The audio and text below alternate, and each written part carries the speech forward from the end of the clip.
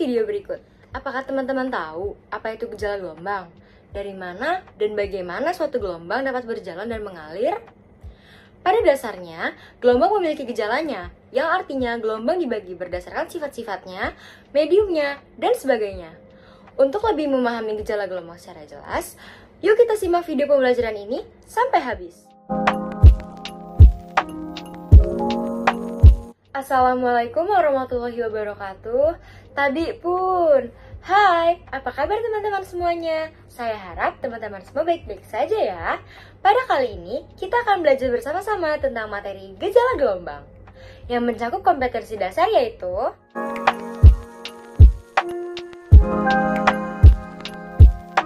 Namun, sebelum kita mulai pembelajaran pada hari ini, ada baiknya kita berdoa terlebih dahulu agar yang kita pelajari mendapat rahmat dari Allah Subhanahu wa Ta'ala. Berdoa dimulai. Bismillahirrahmanirrahim. Raditu billahi rabba wa bil islami dina wa bi Muhammadin nabiyya wa rasula.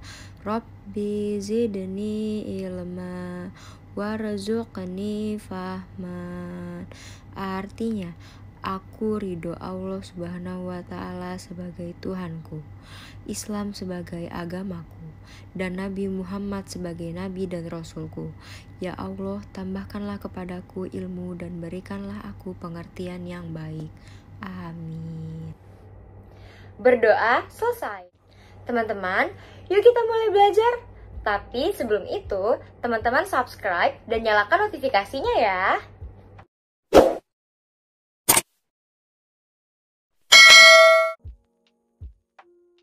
Apakah teman-teman tahu apa itu pemantulan?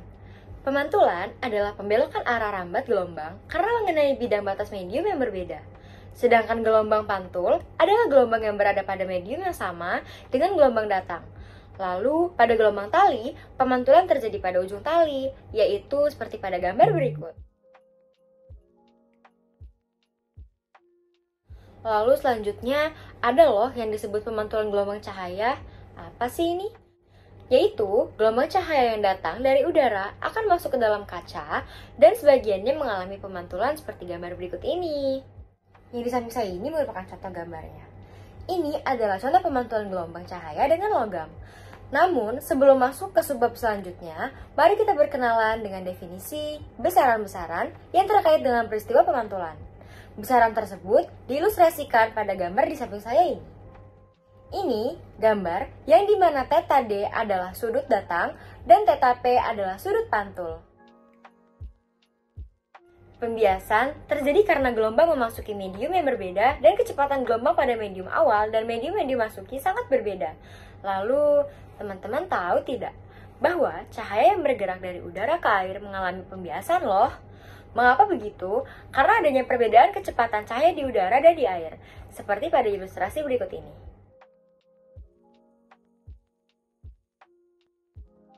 Lalu, apakah teman-teman tahu apa hubungan antara arah gelombang datang dan arah gelombang bias? Misalkan gelombang datang dari medium pertama ke medium kedua, maka hubungannya memenuhi persamaan berikut ini. Ini merupakan persamaannya dengan theta D adalah sudut datang dan theta B adalah sudut bias. Dan dengan demikian, hukum pembiasan gelombang cahaya adalah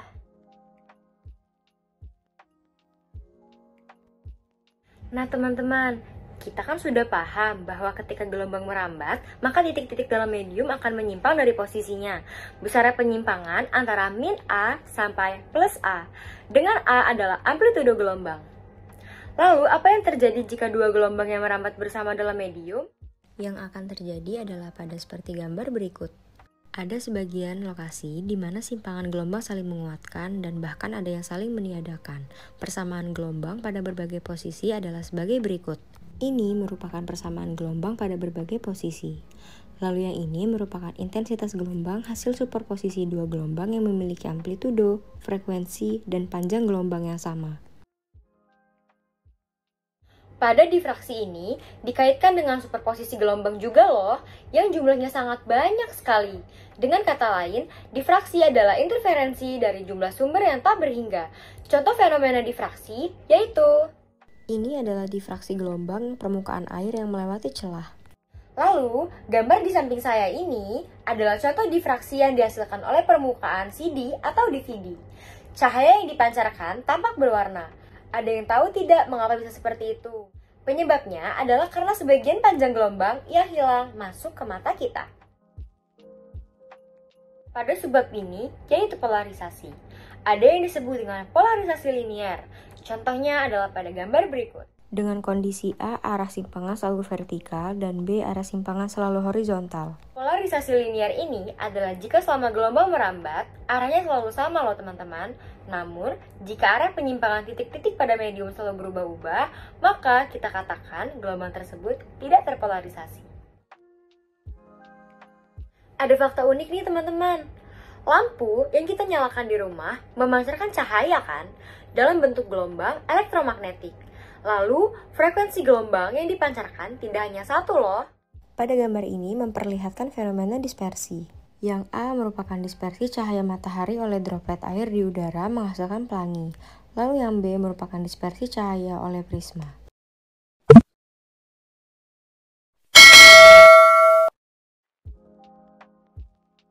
Teman-teman, kalian sadar tidak? Ketika pesawat tempur sedang latihan, kita akan mengalami fenomena suara pesawat tersebut menggemuruh, padahal letaknya masih sangat jauh. Namun, ketika pesawat telah melintas, malah suaranya tidak terdengar. Sebenarnya, ini adalah pengaruh efek Doppler. Jadi, mengapa fenomena suara tersebut dapat terjadi? Ya karena adanya gerakan sumber suara. Gerakan pendengar memiliki efek pada frekuensi yang didengar. Contohnya, pada kasus sumber suara dan pengamat tidak bergerak, dapat saya ilustrasikan seperti berikut ini. Ini merupakan pola komprehensi udara yang dihasilkan di sekitar sumber diam. Dan pendengar yang diam akan mendengar bunyi dengan panjang gelombang. Jika kecepatan rambat gelombang di udara adalah V, maka frekuensi yang kita dengar adalah seperti pada persamaan yang di samping saya ini. F sama dengan V per lambda. Untuk ilustrasi kasus pengamat menjauhi sumber gelombang tidak bergerak adalah sebagai berikut. Ini merupakan pendengar menerima puncak gelombang berikutnya setelah bergerak menjauhi arah sumber bunyi. Dengan rumus sebagai berikut. Gelombang elektromagnetik merambat dengan laju C sama dengan 3 dikali 10 pangkat 8 meter per sekon. Berdasarkan teori relativitas khusus, laju perambatan cahaya selalu sama, menurut pengamat yang diam maupun bergerak loh teman-teman. Dengan demikian, frekuensi gelombang elektromagnetik akan memenuhi persamaan berikut ini, yang dimana tanda positif dipakai jika sumber mendekati pengamat, maka akan diperoleh lagi persamaan berikut. Salah satu kegunaan penting efek Doppler dalam riset astronomi adalah pencarian planet lain di luar tata surya kita loh teman-teman.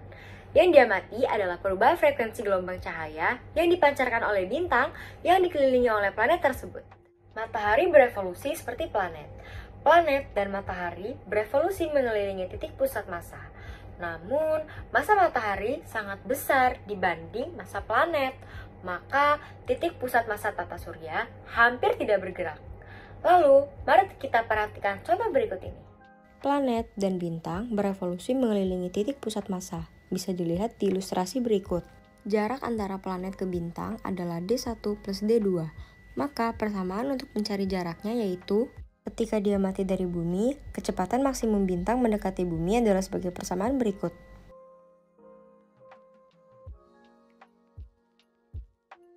Teman-teman, pada bab ini, adakah yang tahu apa itu pipa organa?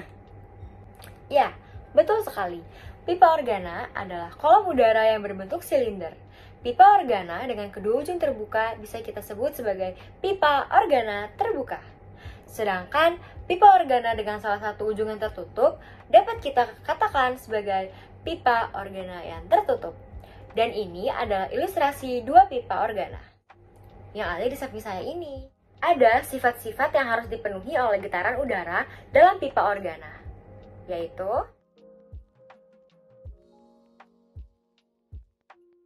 dengan sifat ini, maka pola dan persamaannya adalah sebagai berikut. Ini merupakan pola dan persamaan gelombang berdiri pada pipa organa terbuka. Lambda sama dengan 2L per N. Lalu, persamaan dari pola gelombang pada pipa organo yang tertutup adalah seperti ini. Ini merupakan rumus dan pola gelombang berdiri pada pipa organo tertutup. Lambda sama dengan 2L per N plus setengah. Lalu selanjutnya adalah subbab ultrasonik. Ultrasonik adalah gelombang bunyi yang memiliki frekuensi di atas 20.000 Hz. Gelombang ini tidak dapat kita dengar loh teman-teman, tapi sebagian hewan bisa. Lalu perhatikan ilustrasi berikut. Ini ilustrasi gelombang mengalami pemantulan dan pembiasan atau transmisi setiap melewati bidang batas dua medium. Teman-teman tahu tidak bahwa ultrasonik dapat digunakan dalam bidang kedokteran, yaitu untuk mengukur laju aliran darah dalam nadi. Seperti ilustrasi berikut.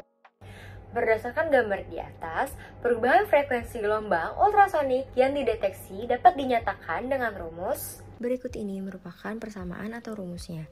Delta F sama dengan 2FU dikali cos theta per V. Dengan delta F adalah perubahan frekuensi dari gelombang. Topik terakhir yang akan kita bahas adalah modulasi gelombang. Apa sih itu modulasi? Apakah teman-teman tahu? Modulasi adalah pola gelombang yang berubah-ubah dengan informasi yang ingin kita kirim. Ada dua jenis modulasi yang sangat terkenal. Yang pertama adalah modulasi amplitudo. Pada modulasi ini, kita mengubah amplitudo gelombang elektromagnetik sehingga memiliki pola seperti pola suara yang ingin kita kirim. Lalu, ketika sampai ke penerima, pola tersebut diekstrak dan diubah menjadi sinyal suara. Dan setelah itu, akhirnya kita mendengar suara yang dikirim dari jarak yang sangat jauh. Berikut ini merupakan ilustrasinya. Ini contoh sinyal suara yang akan ditumpangkan pada gelombang elektromagnetik pembawa. Dan ini merupakan pola gelombang hasil modulasi amplitudo.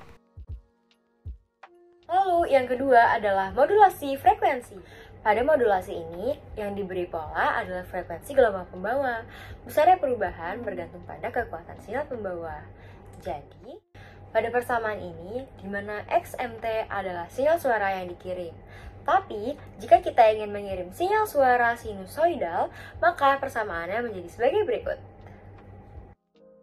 Dengan frekuensi seperti yang tadi, maka bentuk gelombangnya menjadi seperti ilustrasi ini. Ini merupakan pola gelombang hasil modulasi frekuensi.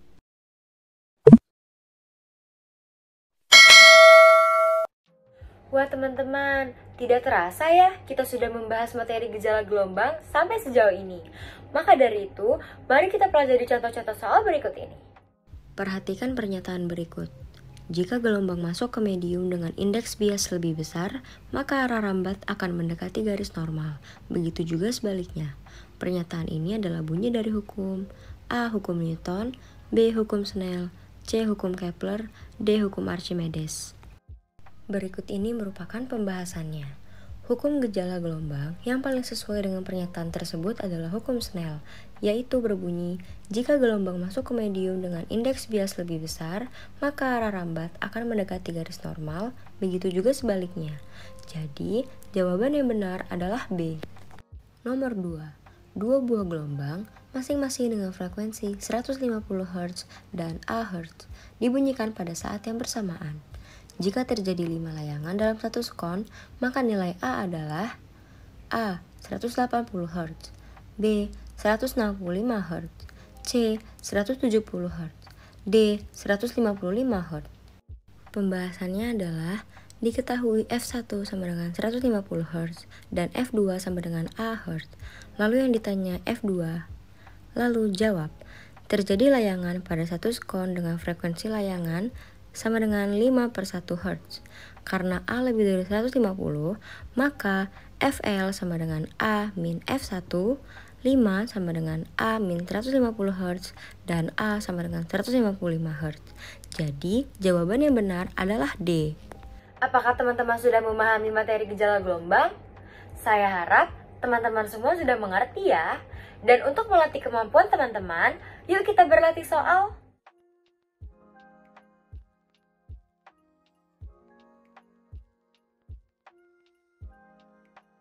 Jawaban yang benar adalah C.